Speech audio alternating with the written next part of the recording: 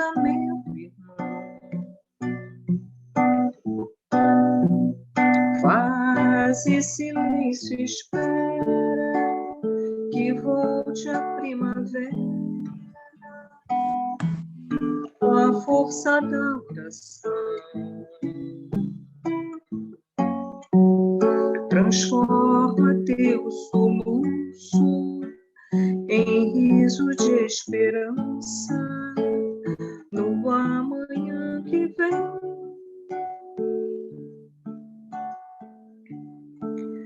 Depois da tempestade surge sempre a bonança, agora o mais além.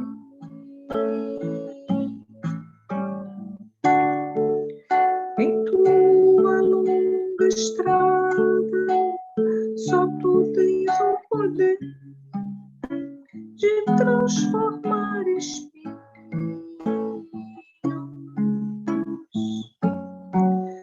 em flores perfumadas que ao sol da confiança enfeitam teus caminhos.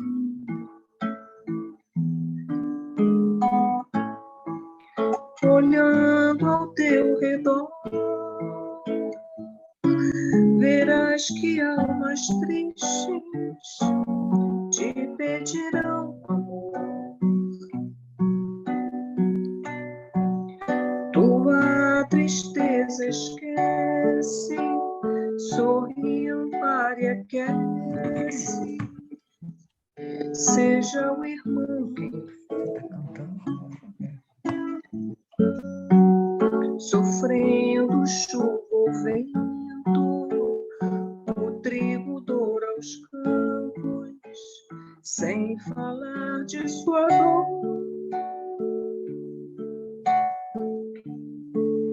E quando a nuvem passa, a terra generosa desabotou em flor.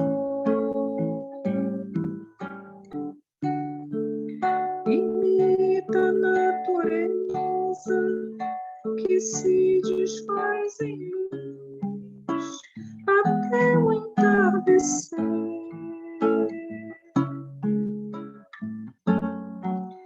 E quando a noite chega, o céu acende estrelas até o amanhecer.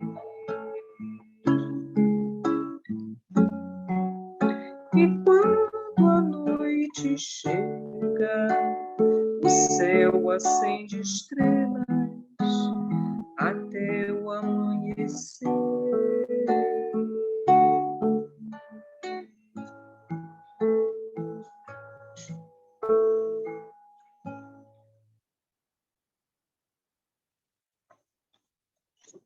Dá para cantar uma curtinha, Glória?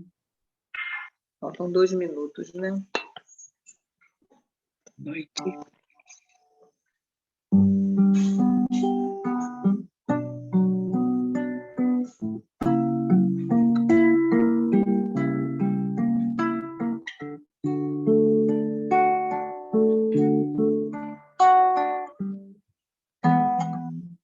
Desculpa.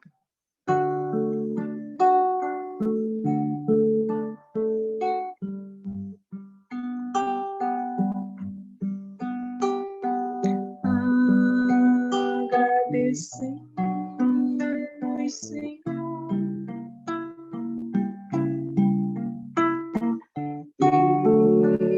estes momentos de paz. Nós te sentimos aqui em vibrações fraternais na estrada da vida, conduz-nos ao bem, na alegria e na dor.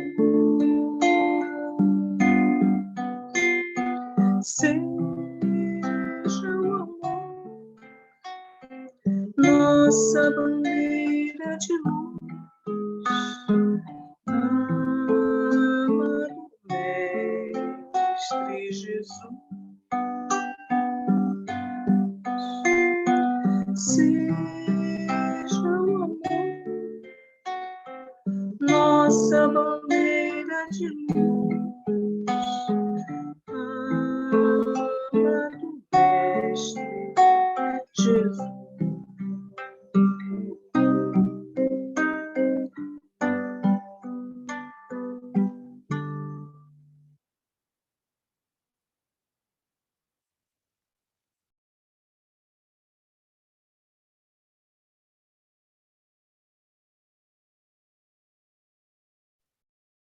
Tá sem som, Pepito.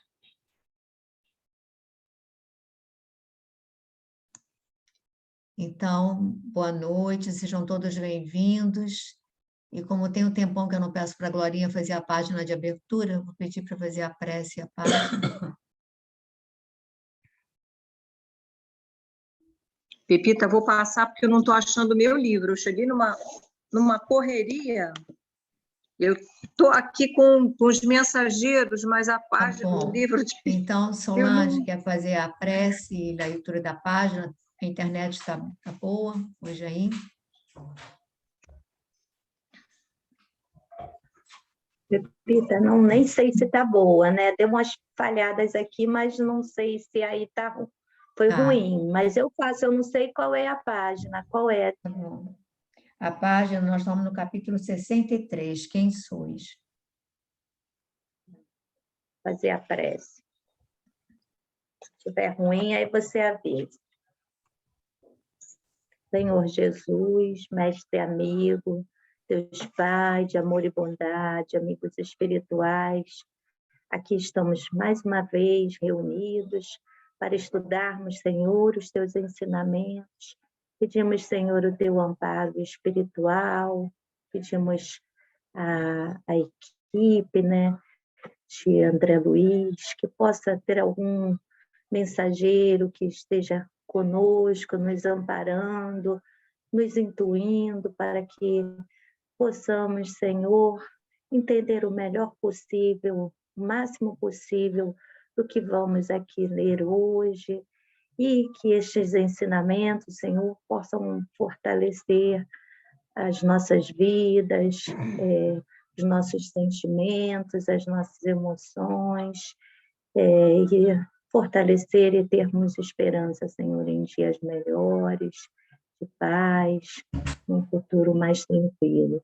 Pedimos por todos os lares, Senhor, que todos possam ser envolvidos, que todos nós possamos receber as tuas bênçãos. Pedimos pelos nossos irmãos desencarnados que aqui comparecem e pedimos, Senhor, a tua permissão para o estudo da noite de hoje. Fique conosco, hoje e sempre, que assim seja, graças a Deus. Oportunidade.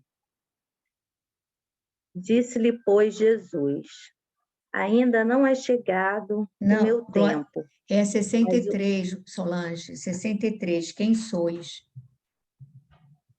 Ah, tá, eu estou na 73, tá certo. 63, quem sois?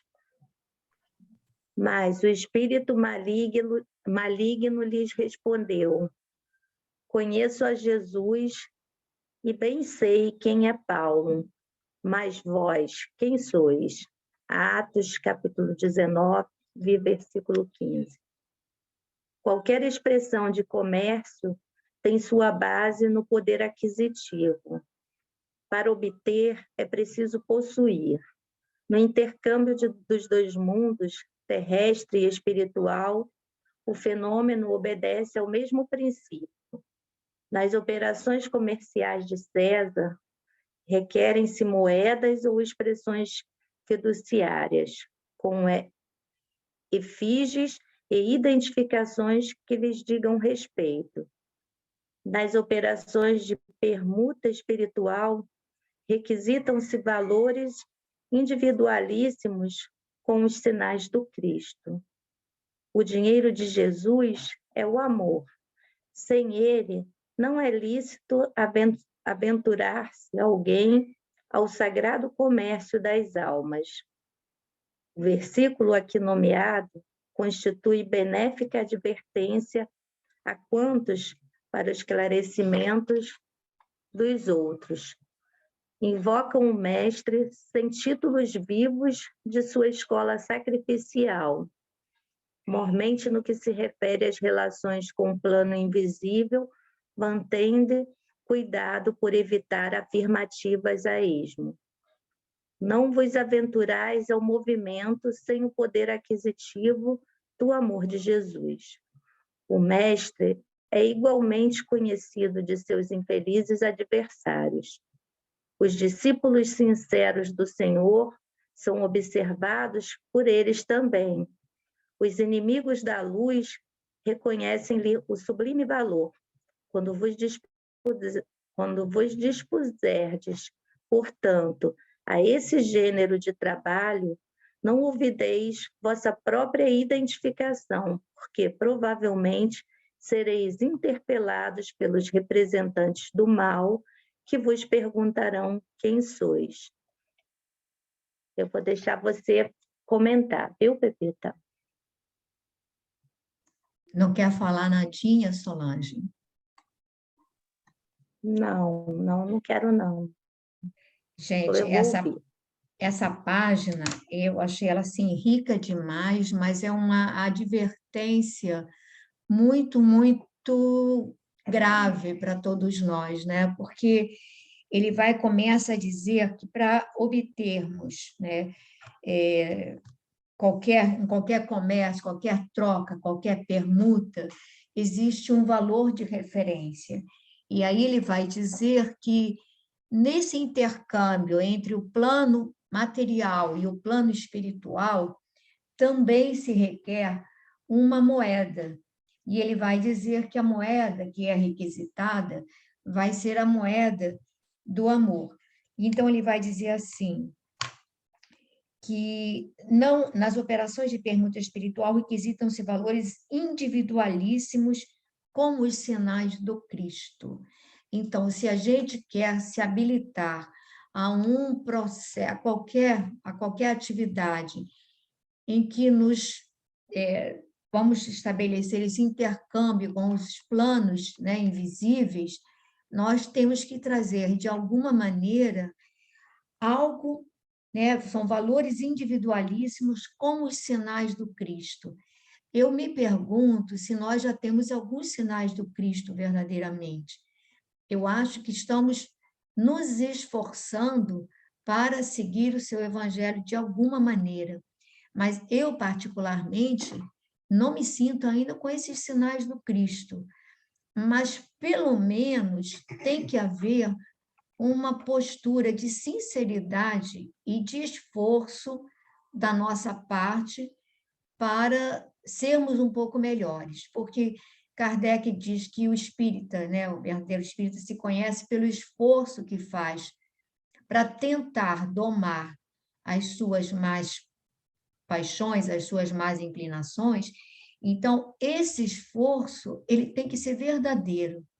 Eu acho que a gente não consegue nessa encarnação, e sei lá em quantas mais, ainda dizer que a gente já traz em nós, pelo menos eu trago em mim, os sinais do Cristo. Mas tem que haver, pelo menos, aquela coisa da sinceridade na tarefa, da honestidade nos propósitos e do esforço verdadeiro no estabelecimento dessa prioridade. Isso aí tem que ser muito verdadeiro. E aí ele vai dizer, o dinheiro de Jesus é o amor. Sem ele, não é lícito, sem ele, não é lícito aventurar-se alguém ao sagrado comércio das almas. Então, aquele vídeo que eu até postei hoje, que recebi, eu achei bem interessante, quando falava a severidade com que Chico Xavier advertia as pessoas, aos trabalhadores que não estivessem se dedicando sinceramente, que era melhor que se afastassem da tarefa. E aqui ele diz exatamente isso, não é lícito, ou seja, não nos seria de direito permitido se nós não nos empenharmos verdadeiramente para esse esforço de acolhimento, de sinceridade nesse propósito. Aí ele vai dizer mais ainda, que muitos, né, constitui benéfica advertência a quantos, para o esclarecimento dos outros, invocam o mestre sem títulos vivos de sua escola sacrificial. Então, enquanto a gente só chama por Jesus, sem sair do nosso conforto, a nossa prece não tem o respaldo que a gente gostaria. A gente clama, esperneia, pede, mas há necessidade de um esforço do sacrifício, porque toda mudança é sacrifício. Então, aí ele diz que sem títulos vivos de sua escola sacrificial. Ninguém de nós pode dizer assim, olha, somos seguidores do Cristo, se a gente ainda não sabe fazer sacrifício algum, não sabemos abrir mão de nada para poder seguir. Aí ele diz assim, mormente no que se refere às relações com o plano invisível, mantende cuidado por evitar afirmativas a esmo. Então, a gente que não vai se habilitar para conversar com os espíritos, para qualquer atividade, imagina o pessoal assim, eu adoraria trabalhar em reunião de desobsessão. Aí eu digo, gente, se não estiver mesmo disposto a alguma dose de sacrifício, é melhor não entrar nessa tarefa, porque senão a gente acaba, vai acabar se enrolando, porque ele vai dizer assim, não vos aventureis ao movimento sem o poder aquisitivo do amor de Jesus. Eu acho que eu não tenho ainda esse amor de Jesus, tenho apenas esse desejo, esse impulso, né? Assim, essa proposta de dedicação. Mas esse amor, né? Aí ele diz assim, o mestre é igualmente conhecido de seus infelizes adversários. Porque, repara, esses espíritos, quando vão... Essa passagem acontece quando os apóstolos vão tentar expulsar um espírito maligno que estava com uma pessoa possuída. Quer dizer, não eram nem propriamente os apóstolos, eram uns adeptos, né, que acharam que como eles viam como era feito, eles poderiam fazer. E aí, esses espíritos, eles dizem, olha, sabemos quem é o Cristo, conhecemos Paulo, e vós quem sois? Ou seja, que autoridade vocês têm para nos expulsar, para nos advertir? Que autoridade vocês têm para fazer isso? Então, a coisa não é assim tão simples. E não pensemos que é só chegar e dizer meia dúzia de palavras bem arrumadas, que isso vai tocar o coração deles. Não vai tocar. O que toca o coração deles é o sentimento. E é que eles precisam sentir uma certa autoridade em quem lhes fala.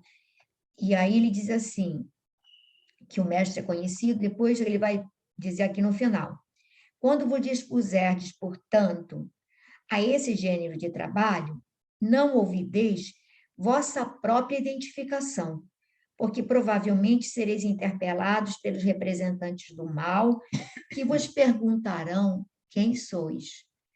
E a gente, olha, vocês podem ter certeza que assim como somos acompanhados por esses espíritos abnegados que nos tutelam, somos igualmente seguidos de pertinho por aqueles que não desejam o nosso bem, que por alguma razão têm lá suas razões para não nos quererem bem no momento, né?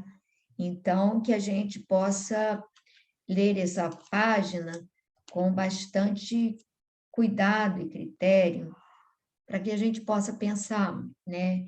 E ver como a espiritualidade é infinitamente generosa, que nos aceita nas tarefas, mesmo sem condições, apenas, né, suprindo as nossas deficiências imensas, para que a gente possa levar adiante, né? Então, alguém gostaria de falar alguma coisa sobre essa página? Não? Então, vou pedir a Verônica para começar a leitura do capítulo 6, Advertências Profundas.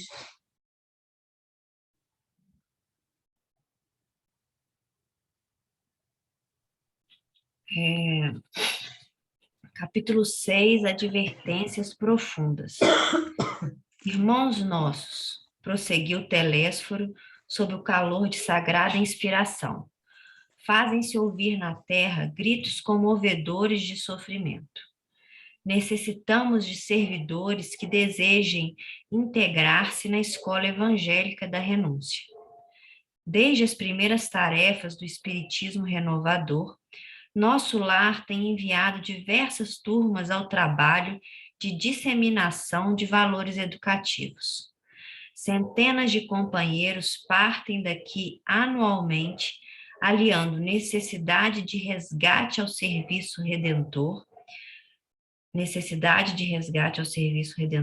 mas ainda não conseguimos os resultados desejáveis. Alguns alcançaram resultados parciais na tarefa a desenvolver, mas a maioria tem fracassado ruidosamente. Nossos institutos de socorro debalde movimentam medidas de assistência indispensável.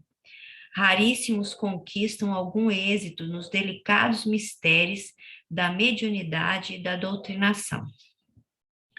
Outras colônias de nossa esfera providenciam tarefas da mesma natureza, mas pouquíssimos são os que se lembram das realidades eternas no outro lado do véu. A ignorância domina a maioria das consciências encarnadas, e a ignorância é a mãe das misérias, das fraquezas e dos crimes. Grandes instrutores nos fluidos da carne amedrontam-se, por sua vez, diante dos atritos humanos e se recolhem indevidamente na concepção que lhes é própria. Esquecem-se de que Jesus não esperou que os homens lhe atingissem as glórias magnificentes e que, ao invés, desceu até o plano dos homens para amar, ensinar e servir. Não exigiu que as criaturas se fizessem imediatamente iguais a ele, mas fez-se como os homens para ajudá-los na subida áspera. Dá uma paradinha, Verônica?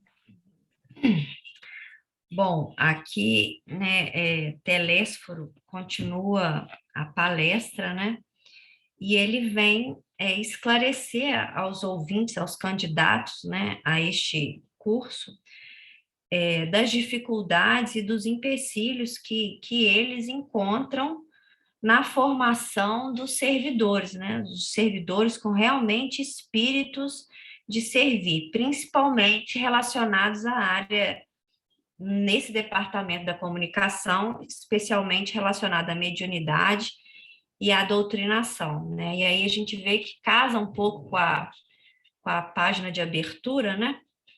Porque ele coloca que vários são os servidores, né, todos eles com a necessidade de resgate, a necessidade de fazer um trabalho redentor, mas que são raríssimos, ou quase muito poucos, os que conseguem desempenhar essa tarefa, porque a maioria fracassa, como ele coloca aqui, ruidosamente.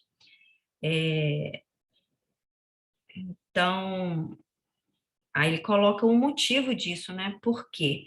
Poucos são os que se lembram das realidades eternas do outro lado do véu.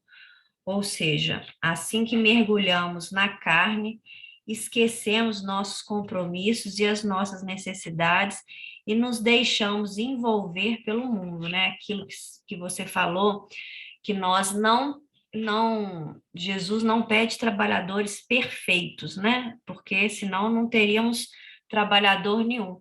Mas pede de nós coerência, né? Coerência com a tarefa que a gente desenvolve, né? Aí uma gama grande de responsabilidade para a gente conseguir ter essa coerência com aquilo que eles falam, né? Na parte de doutrinação, na parte do intercâmbio mediúnico, e o objetivo e o esforço realmente de acertar. E aí ele coloca: a ignorância é a mãe das misérias, das fraquezas e dos crimes, ou seja, a ignorância aqui como a raiz de todos os males, né? Como ela sendo a que promove mesmo essa nossa falta de compreensão, de abertura, porque ele coloca um exemplo aqui que grandes instrutores, né, pessoas até com um trabalho enorme, saem de lá com um trabalho enorme para desenvolver, mas chegam aqui e se amedrontam diante, aí ele coloca aqui, diante dos atritos humanos. E a gente vê muito, né? Muitas das vezes a gente se amedronta, a gente desiste de um trabalho, desiste de uma tarefa, porque a gente tem a ilusão de que vamos trabalhar com pessoas perfeitas, né? Como se nós também fôssemos perfeitos. Então, aí temos um atrito, temos um desentendimento, e muitas das vezes a gente se recolhe, né? Quando ele coloca aqui que Jesus, que era Jesus, né? Não, que era perfeito, né? Não deixou-se, não se distanciou, não deixou de realizar o seu trabalho, que dirá nós que estamos bem longe da perfeição, né?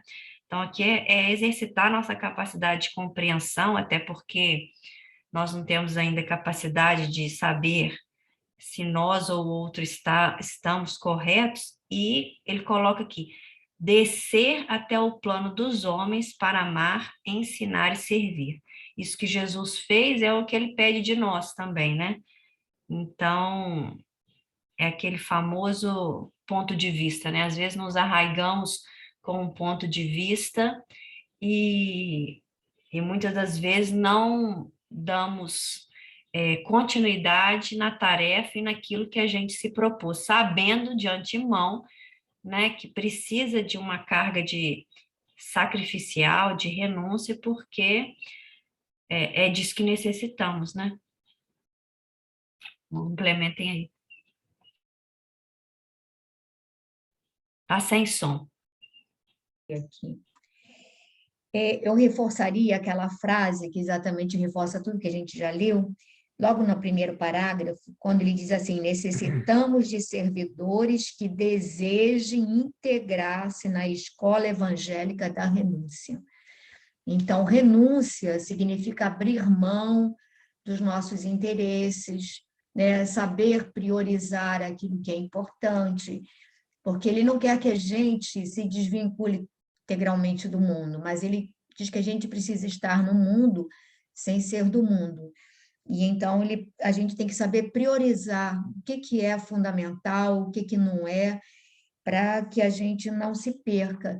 E isso que a Verônica já reforçou, parece estranho, mas perceber que há espíritos que vêm para cá com uma bagagem muito, né, foram preparados, vêm com uma bagagem boa, e aí escondem o talento para fugir dos atritos, como ele diz, para fugir das zonas de turbulência, para, enfim, as coisas os assustam e aí eles se recolhem, achando que, olha, não estou fazendo mal a ninguém, aquela velha história, não estou fazendo mal a ninguém, faço as minhas coisinhas direitinho. Aí vem aquela pergunta, né, que Paulo diz assim, e vós, né? O que fazeis além, né? O que vocês fazem além do que é obrigação? E às vezes essas tarefas também são obrigação, né? Mas vamos dar uma prosseguida. A Glorinha se encontrou? Sim, eu não tinha pego esse livro, o Caminho, Verdade e Vida. E com profundo brilho, né? Sim. E com profundo brilho no olhar, Telésforo acentuou depois de pequeno intervalo. Se o Mestre Divino adotou essa norma, que dizer das nossas obrigações de criaturas falidas, abstraindo-nos das necessidades imensas de outros grupos, procuremos identificar as falhas existentes naqueles que nos são afins. Em derredor de nós mesmos, os laços pessoais constituem extenso campo de atividade para o testemunho. Cesse para nós outros a concepção de que a Terra é o vale tenebroso, destinado a quedas lamentáveis, e agasalhemos a certeza de que a esfera carnal é uma grande oficina de trabalho redentor. preparemo-nos para a cooperação eficiente e indispensável. Esqueçamos os erros do passado e lembremo-nos de nossas obrigações fundamentais. A causa geral dos desastres mediúnicos é a ausência da noção de responsabilidade e da recordação do dever a cumprir. Glorinha, é porque tem tanta coisa para reforçar, senão a gente vai perdendo. Bom, aqui né, ele volta a falar, né, que se Jesus, né, veio, né, com a disposição de nos ensinar o caminho, né, de acender uma luz no nosso caminho, nós, mesmo sendo criaturas falidas, temos condição de acender um pontinho de luz no caminho de quem quer que seja. Se a gente ficar com o discurso de que o mundo não tem jeito, de que as pessoas né, não vão mudar, de que o mundo vai continuar do mesmo jeito, eu fico me lembrando da questão, né, da pandemia, né, todos falavam assim, não, depois, quando tudo isso passar, o mundo vai ser outro, as pessoas vão, né? E a gente esquecendo que quantas calamidades, por quantas calamidades nós passamos, e não houve um passe de mágica para que o mundo mudasse, né? Então, é o trabalho da formiguinha, né? Nós somos ainda cegos, a gente ainda precisa, né, muito, né, de amparo, de orientação, de esclarecimento, mas alguma coisa talvez nós tenhamos que possamos oferecer a alguém no nosso caminho, né? Pode ser um familiar, né? Pode ser um companheiro de jornada, de trabalho, né? Enfim. Então, a gente pode fazer alguma coisa, né? Eu penso muitas vezes também na questão da evangelização, né? Porque se a gente ficar esperando assim, mas as crianças não mudam. Mas não tem, a gente não está ali para mudar as crianças, não é? A gente está ali para jogar uma semente que sabe lá Deus quando vai poder, né, germinar. Então, a tarefa é essa, né, tentar fazer alguma coisa, né, não ficar inerte, né? Sempre há alguma coisa que a gente possa fazer, mesmo a gente ainda não sendo, lógico, a gente sabe que a gente não está isento de falhas, né? Isento de defeitos, né? Mas esse é o caminho mesmo, um vai buscando o outro, vai segurando a mão do outro, né? Então, quando ele fala, né, procuremos identificar as falhas existentes naqueles que nos são afins, e em derredor de nós mesmos, os laços pessoais constituem extenso campo de atividade para o testemunho, né? É isso mesmo, né? Ao nosso lado, a gente vai ter sempre, porque a gente fica achando que a tarefa é na casa espírita. Então, eu vou na casa espírita e aí lá eu vou... Não, esse trabalho, né, deveria ser uma constante na nossa vida, né? A gente ter essa disposição em estar levando alguma coisa de bom e de diferente, alguma visão nova para alguém, né? Tirando o véu da ignorância que a gente identifica em alguém, né? Da mesma maneira que nós ainda trazemos, né, um mar de ignorância também para ser descoberto por outras pessoas, né? Então é isso, não é a gente ficar, né, só lamentando que a Terra não tem jeito, coisa e tal, né? E olhar realmente a Terra, né, como a nossa oficina, né, oficina de trabalho, né? Então, preparemo-nos para a cooperação eficiente e indispensável, né? O mundo espiritual, ele só vai conseguir atuar se encontrar em nós a disposição, né, para sermos instrumento, né, desse trabalho, né? E também não ficar com essa questão aqui, quando fala, esqueçamos os erros do passado e lembremos-nos de nossas obrigações fundamentais. Não é ficar, por exemplo, você, né, achar, não, mas eu tenho muita coisa ainda, né, para resgatar. Eu tenho, né? Mas eu não posso ficar parado ou então usando o argumento de que eu, né, não tenho condições por isso, por aquilo, porque eu fiz isso, porque eu fiz aquilo, eu não vou ter condições de mudar o meu roteiro, né? Então, eu acho que a gente tem toda a condição, mas é como vocês falaram, né? Tem que ter uma vontade aliada, né, a questão da renúncia, né, a questão de estar ali para servir, né, identificar onde você pode ser útil, enfim.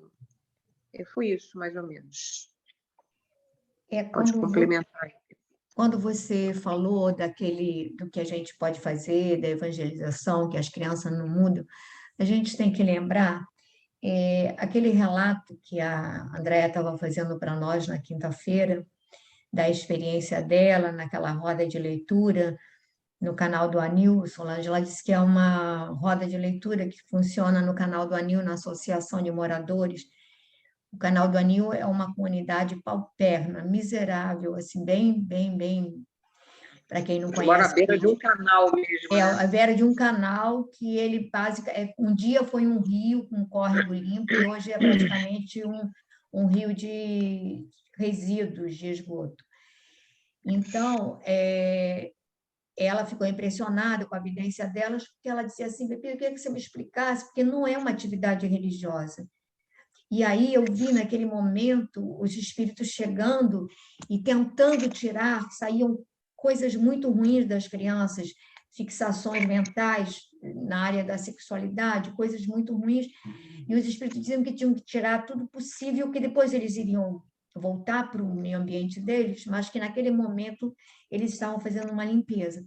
Aí eu falei assim, olha, todo o trabalho do bem, a espiritualidade vai aproveitar. E aí eu me lembro que na obra do Divaldo, quando ele vai falar daquele espírito que atendia na matriz dali da praça, lá em Salvador, e que aí ele acolhia a todos, acolhia ao rapaz que se prostituía, acolhia a moça, etc. e tal. Então, quando entrava ali, ele atendia, dava o passe, a pessoa se emocionava, e aí, nesse processo, ele, naquele momento, ele não voltava.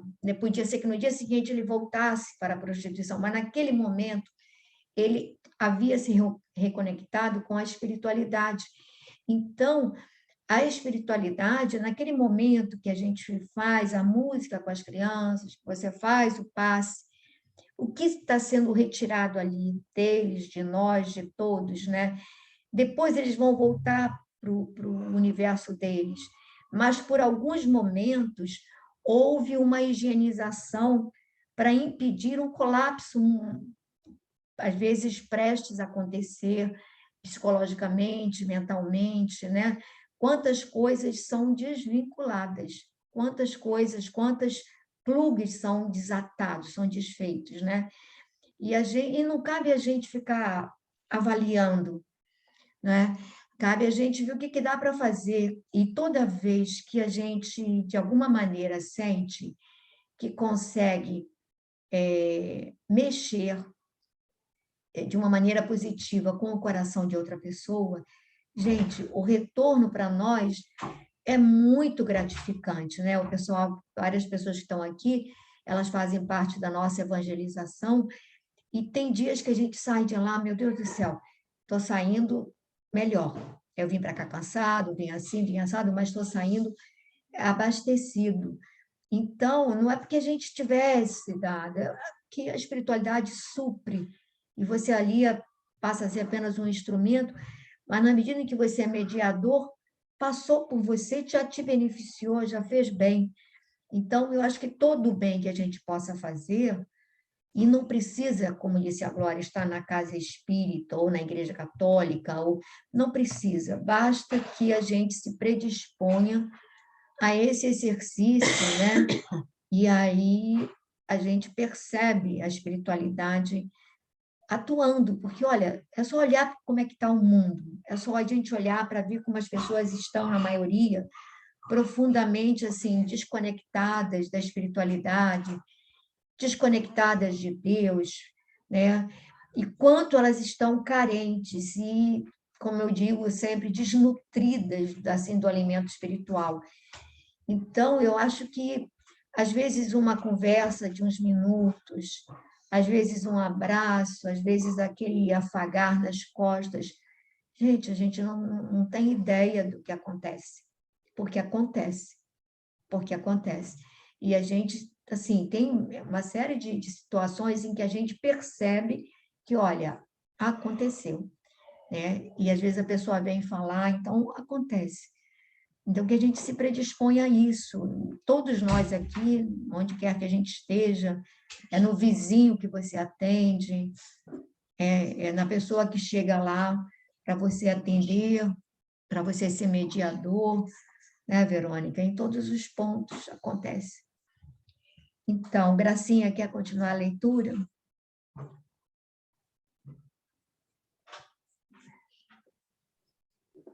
Pode ser. Quantos de vós fostes abandonados aqui por generosos benfeitores que buscaram auxiliar-vos, condoídos de vosso pretérito cruel?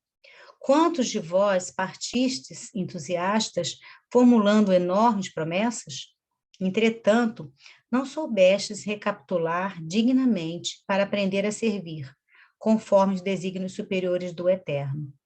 Quando o Senhor vos enviava possibilidades materiais para o necessário, regressáveis à ambição desmedida. Ante o acréscimo de misericórdia do labor intensificado, agarrastes à ideia da existência cômoda. Junto às experiências afetivas, preferistes os desvios sexuais. Ao lado da família, voltastes à tirania doméstica. E aos interesses da vida eterna, sobrepusestes as sugestões inferiores da preguiça e da vaidade. Deste-vos, na maioria, a palavra sem responsabilidade e a indagação sem discernimento, amontoando atividades inúteis. Como médiuns, muitos de vós preferíeis a inconsciência de vós mesmos. Como doutrinadores, formuláveis conceitos para exportação, jamais para uso próprio. Que resultado atingimos? Grandes massas batem as fontes do espiritismo sagrado, tão só no propósito de lhes mancharem as águas. Não são procuradores do reino de Deus os que lhe forçam, desse modo, as portas, e sim caçadores dos interesses pessoais. São os sequiosos da facilidade, os amigos do menor esforço, os preguiçosos e delinquentes de todas as situações, que desejam ouvir os espíritos desencarnados, receosos da acusação que lhes dirige a própria consciência. Vamos dar uma paradinha, Gracinha? Uhum. Tem muita coisa aqui nesse trechinho. Acho que ele chama muita atenção aqui, né? Que a gente vem, renasce com uma série de obrigações e nos perdemos no meio do caminho, querendo mais e mais, querendo só para nós, sem prestar atenção de que todos os dons que nos são apresentados à vida são para que possamos distribuir, de alguma forma, né? Essa segunda parte aqui, então, achei assim, muito forte, né? Dos caçadores de interesses pessoais. Você se envolve com o espiritismo com o objetivo de obter coisas para você mesmo, né? Saber para você mesmo, ou sei lá. E principalmente não ter nenhum esforço em fazer nada para ninguém, né? É o amigo do menor do esforço, como ele diz aqui.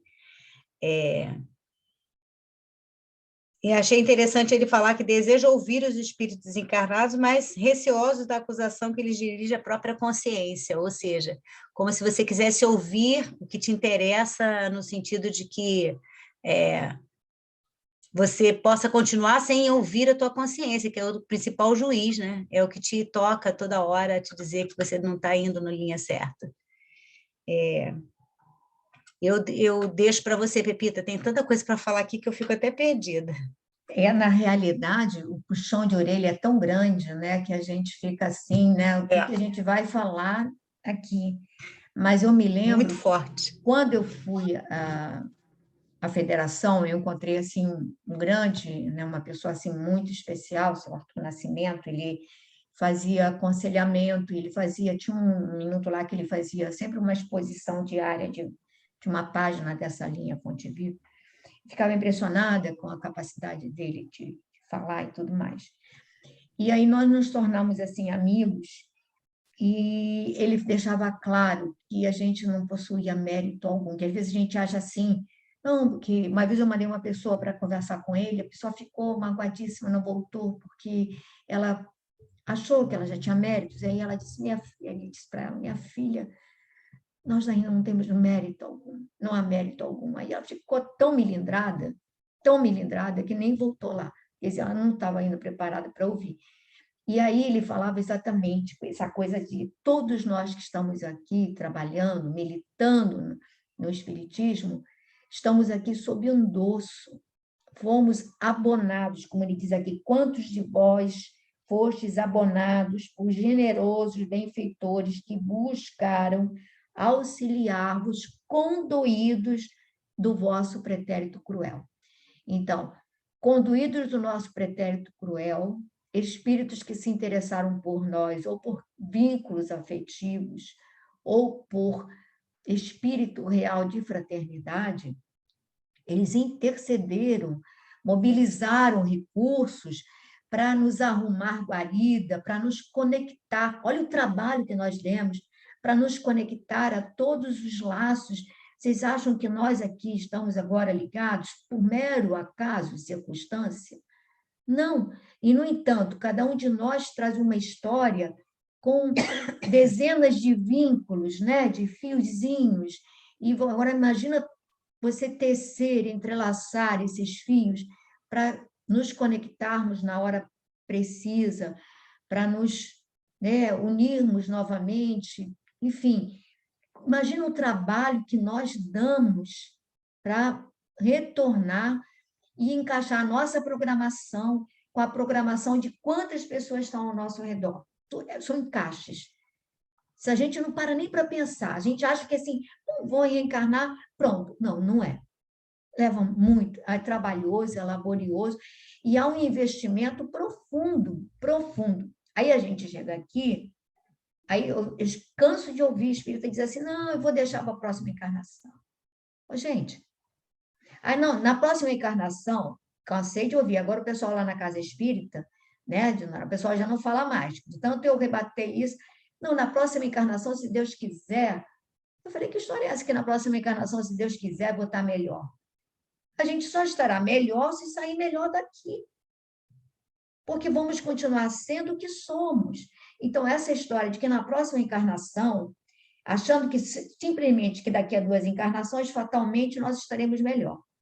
Ou pior, basta enterrar o nosso talento, não fazer nada, né? Só vamos complicar a nossa vida. Então, que a gente tenha essa consciência, e aí ele vai dizer, então saímos de lá cheios de propostas, de promessas, e chegamos aqui, o nosso ego grita mais forte, e voltamos a ser tudo aquilo que a gente jurou que iria lutar para não ser.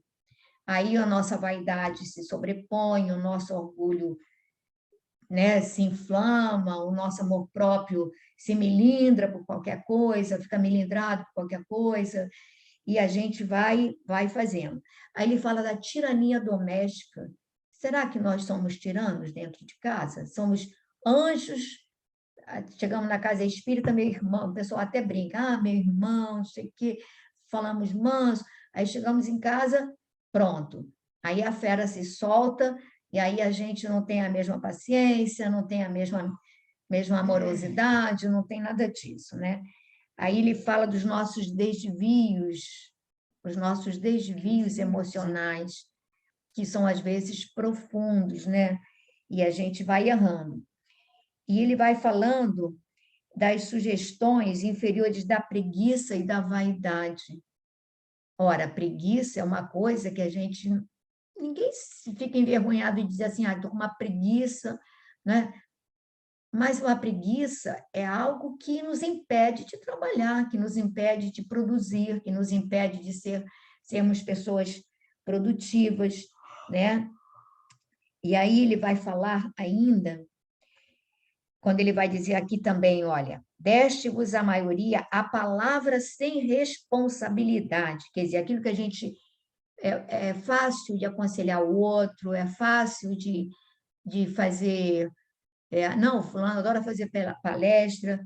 E aí, a nossa vida, será que essa nossa palavra ela vai embasada em atitudes? Ou será que é aquela palavra, como ele diz aqui, para exportação, mas que você não emprega para você? E a gente percebe isso, a nossa casa é uma casa muito simples, né? Mas o pessoal sabe, quando eu digo assim, eu gosto de orador, que a gente sente uma ressonância na palavra. Pode ser muito simples, pode ser, mas a gente... Há uma coisa, que tem um orador que fala bonito, mas só fala bonito. Mas ele não, como é que eu vou dizer assim? A voz dele não aquece, a voz dele não penetra na nossa alma, parece realmente uma coisa assim, flutuando no ar, né, de superficial. E aqui ele vai dizer, a palavra sem responsabilidade, a indagação sem discernimento. Alguém se preocupou com isso alguma vez? De perguntar por perguntar, sem propósito de esclarecer-se, né?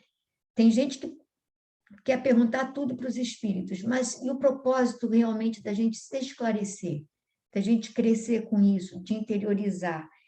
Aí ele vai dizer, amontoando, olha só, isso aqui é para todos nós, amontoando atividades inúteis.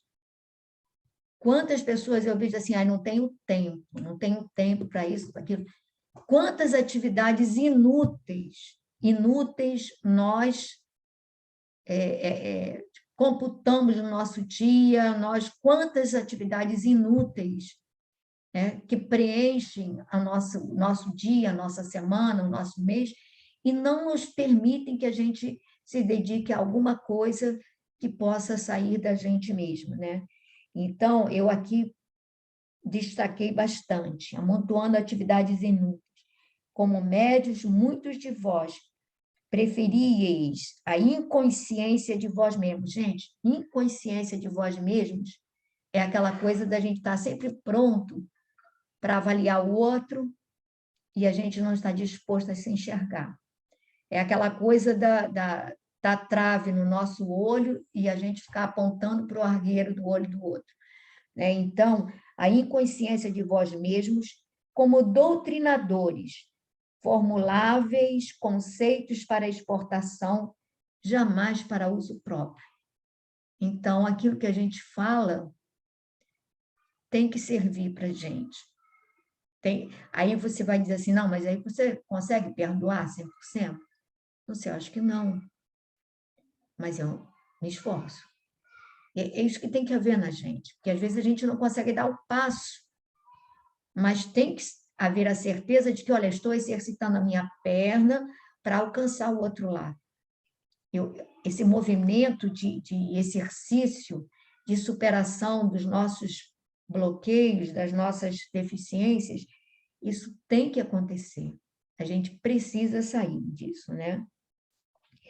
E aí ele vai falar aquilo que a Gracinha já falou, do pessoal que procura a doutrina apenas para atender interesses próprios, né? E, bom, aí ele vai falar dos sequiosos de facilidade, né? ele vai falar das que desejam ouvir os espíritos desencarnados, receosos da acusação que ele dirige à própria coisa, assim já falou. Aí ele vai falar: o fel da dúvida invade o bálsamo da fé.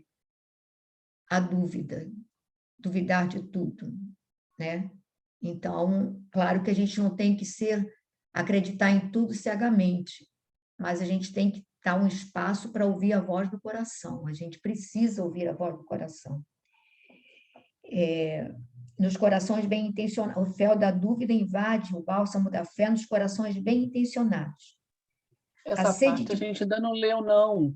Nós paramos antes disso, do fel. Na consciência, verdade, verdade. Isso. Falta 10 minutos. Isso, falta 10 minutos. A nossa amiga aqui, qualquer coisa a gente repete esse parágrafo. Alguém gostaria de tecer algum comentário a respeito?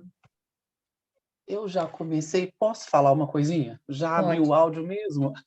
No início, eu até marquei aqui, no segundo parágrafo, quando ele fala aliando necessidade de resgate ao serviço redentor, e achei muito importante essa fala, que alguns alcançaram resultados parciais nas tarefas a desenvolver, mas a maioria tem fracassado ruidosamente. Achei forte porque ele não diz quantos estão alcançando, porque devem ser muito poucos realmente. Raríssimos, ele diz, como raríssimos. nós falhamos, logo em seguida. Como nós falhamos, como nós nos sentimos pessoas importantes. Eu, às vezes, vou lá na casa espírita que eu frequento, pego o evangelho, vou lá na frente, faço estudo, e a gente fala palavras bonitas, como você deixou aí para a gente, mas o que a gente está trazendo para nós do que nós dissemos para os outros? É bonito falar, o outro sai, nossa, que lindo o seu estudo, parabéns, eu precisava ouvir isso, mas e eu? O que eu estou tirando para mim do evangelho, da leitura do Livro dos Espíritos, da Gênese? Porque será que eu não estou rumo a esse fracasso? Porque eu vou lá só para falar para os outros. E acabam sendo palavras vazias, que eu não estou me apropriando disso. Eu não estou vivendo isso que eu estou dizendo para os outros. Achei muito forte esse início desse capítulo, desse grupo grande fracassando nessa missão. E nós, espíritas, muitas vezes, já assisti algumas palestras em que algumas pessoas se sentem quase que já salvos por terem vindo conhecendo a doutrina espírita, quando, na verdade, a gente provavelmente está devendo muito mais, porque a doutrina espírita não tem o pastor lá na frente para indicar o erro, não tem o padre, não tem aquela pessoa que coordena, e você vem agora que é a sua vez. É a consciência da gente. Nós é que temos que entender onde estamos falhando, onde estamos errando, que caminhos nós podemos seguir para que a gente fale menos, não deixando para a próxima encarnação. Porque é agora que é a tarefa. Como você bem disse, como foi difícil preparar para chegarmos aqui agora no resgate, nesta família que nós estamos, neste grupo, reunidos neste momento discutindo, os mensageiros. Não foi um trabalho fácil, mas estamos aqui. E a caminhada não vai ser fácil para ninguém, nunca houve essa promessa. Mas, e lá na frente ele complementa, quando ele fala que a concepção de que a Terra é o vale tenebroso, que a gente precisa cessar com essa ideia. Quantas palestras espíritas eu já assisti, valorizando o fato de que a Terra é tenebrosa, que a Terra é difícil, valorizando o lado ruim do resgate. Quando nós precisamos tanto espalhar o amor, a compreensão, que se está difícil, vai melhorar. Porque o amanhã está aqui, é uma nova oportunidade todos os dias. E quantas palestras, quantos palestrantes, olha aqui na Terra, olha o resgate. Quanto mais lhe é dado, mais será cobrado. Vira um peso para a gente esse resgate. É tão um karma. Nossa, eu não vou dar conta mesmo, porque é tanto peso. Eu sou espírita, eu tenho mediunidade, eu estou lá na reunião, tenho evangelização. É tanta cobrança em cima da gente que essa ideia de concepção que a Terra é um vale tenebroso, sim, a gente realmente vive isso. E não podemos carregar isso para dentro de nós, porque a Terra é o paraíso e é uma grande oportunidade de melhoria. A Terra é a verdadeira escola. Com certeza. Então, obrigado, gente. eu vou fechar para dar a Glorinha para cantar música, porque só tem 6 minutinhos.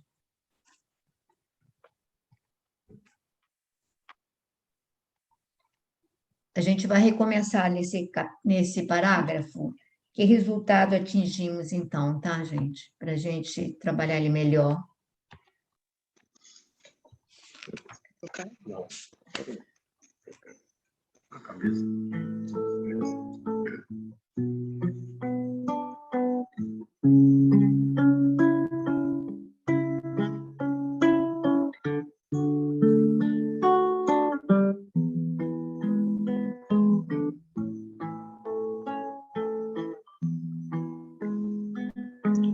Mestre se aproxima em silêncio do silêncio, feliz e com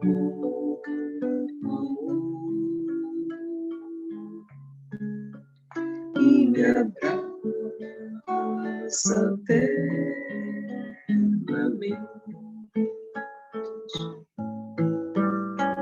As aflições se afastam, em paz eu tenho a mente,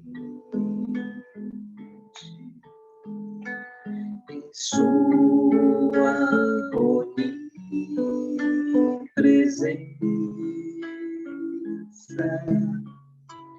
Eu vivo livremente,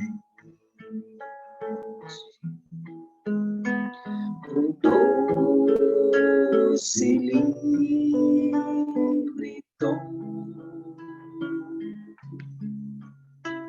a voz do mestre ouvi, vibrando no silêncio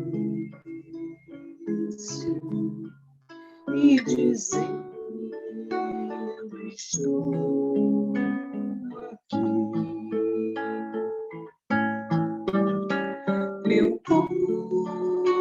coração se alegra cantando até o fim. Não há amor igual ao que o mestre tem por mim. Não há amor igual ao que o mestre tem por mim.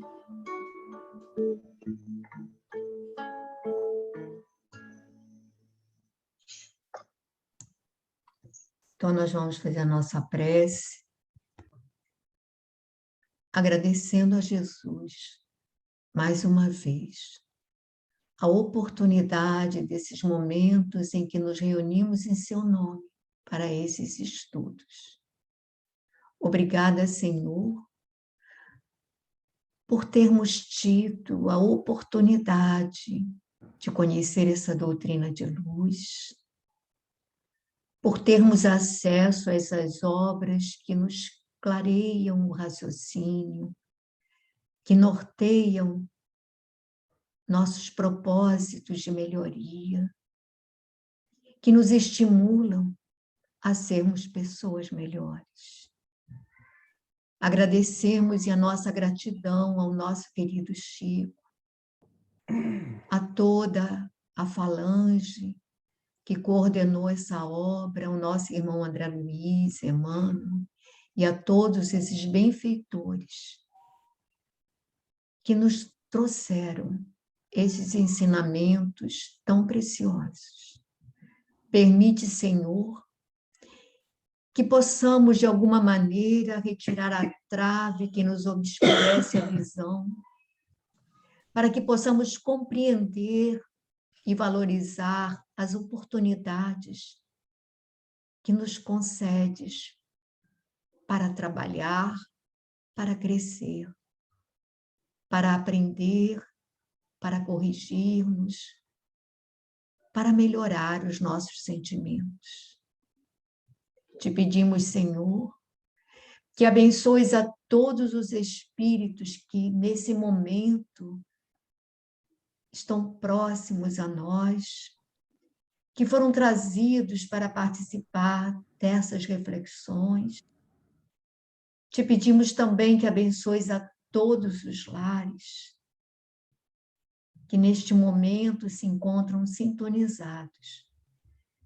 E te pedimos igualmente por todos os nossos irmãos e irmãs que por uma razão ou outra não puderam hoje estar conosco.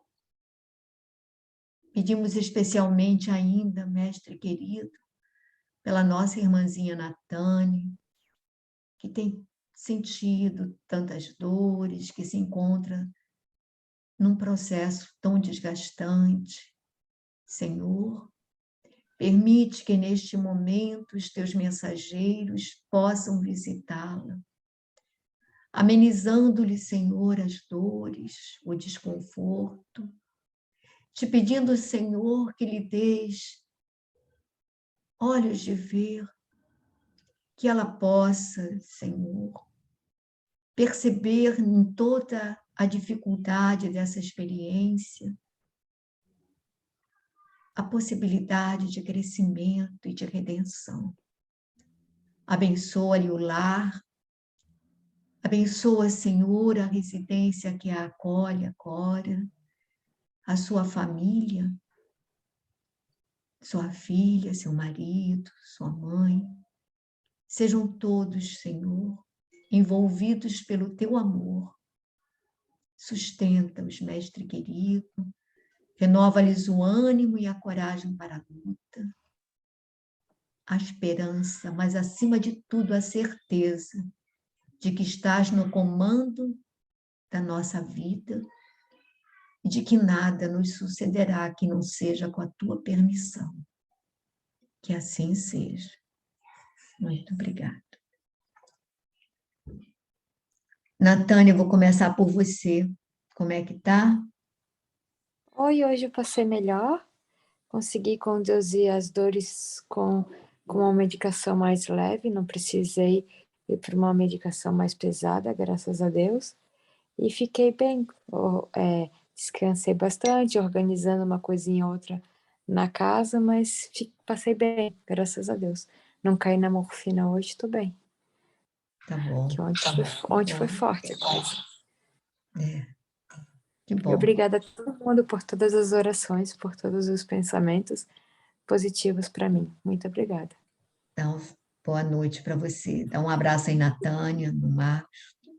Pode deixar que eu vou dar. Tá certo, obrigada. Boa noite. Boa noite, Alice. Tá, tudo jóia, Pepita. Boa noite. Bom, boa noite. Edith, saudade, quanto tempo não te vejo. Pois é, e eu consegui. Eu tinha um compromisso, aí foi cancelado. Eu falei, então vai dar para eu assistir. Tirou a gravação. Espera aí, gente, eu esqueci de tirar a gravação.